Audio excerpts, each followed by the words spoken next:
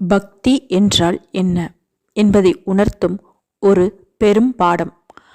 அகந்தை அழிந்து அற்புதம் நிகழ்த்த கதையை ஒரு முனிவர் சீடனுக்கு சொல்வது போல அமைந்துள்ளது இந்த நிகழ்வு. நமக்கு நிறையவே கற்றுக் கொடுக்க போகிறது.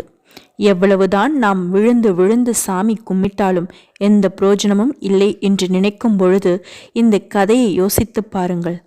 நிச்சயம் உங்களுடைய எண்ணம் மாற ஆரம்பிக்கும்.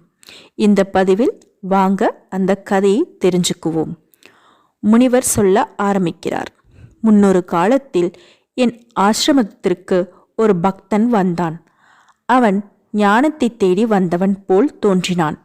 ஆனால் அவன் மனதில்தான் அனைத்தும் அறிந்தவன் என்ற எண்ணம் ஆழமாக வேரூன்றி இருந்தது. நான் அவனுக்கு விஷ்ணுவின் சிலை ஒன்றை கொடுத்து தினமும் பக்தியுடன் பூஜை செய்ய சொன்னேன். சில மாதங்கள் கழித்து அவன் திரும்பி வந்தான். குருவே, விஷ்ணு எனக்கு எந்த பலனையும் தரவில்லை. என் மனம் இன்னும் அமைதி அடையவில்லை என்றான்.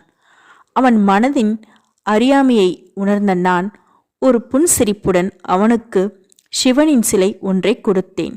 இதற்கு பூஜை செய் மகனே, உன் சந்தேகங்கள் விலகும் என்றேன். அவன் சிவனின் சிலையும் எடுத்துச் சென்று நாள்தோறும் பூஜை செய்தான். மீண்டும் சில காலம் கழித்து அவன் திரும்பி வந்தான். அவன் முகத்தில் சலிப்பு தெரிந்தது. சிவனும் எனக்கு உதவவில்லை குருவே, வேறு யாராவது கொடுங்கள் என்றான். அவனின் அகந்தை இன்னும் விலகவில்லை என்பதை உணர்ந்த நான் அவனுக்கு துர்காதேவியின் சிலை ஒன்றை கொடுத்தேன். இந்த அன்னை உனக்கு நிச்சயம் வழிகாட்டுவாள் என்றேன். அவனும் துர்காதேவிக்கு பூஜை செய்ய தொடங்கினான். ஆனால் அவனது முந்தைய விஷ்ணு மற்றும் சிவன் சிலைகளை தனது பூஜை அறைக்கு